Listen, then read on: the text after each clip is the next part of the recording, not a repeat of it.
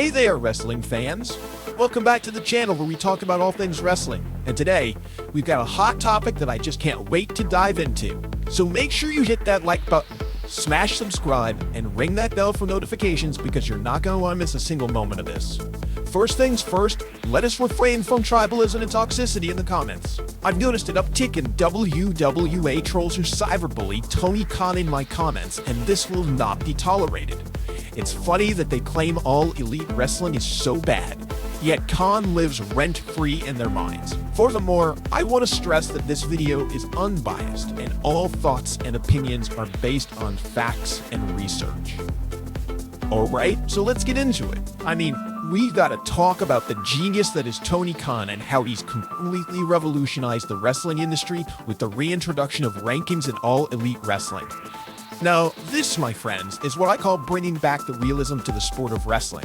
When you look at what's happening over at WA, it's like, they're stuck in this never-ending loop of predictability, right?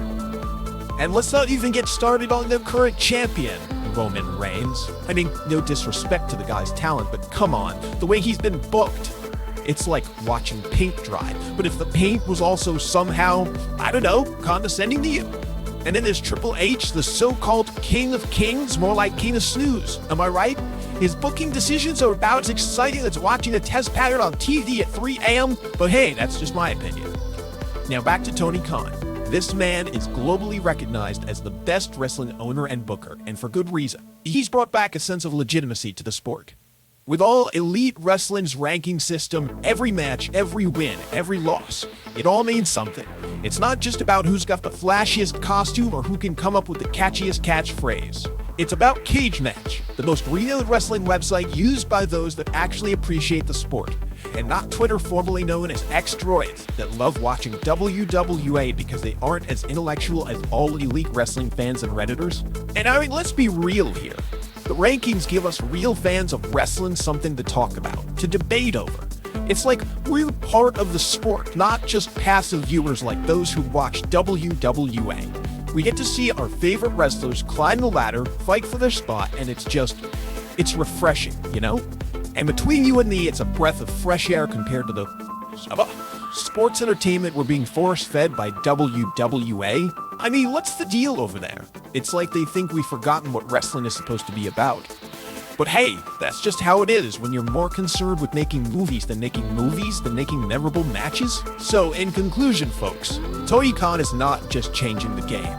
He's redefining it in all elite wrestling's rankings. They're not just numbers.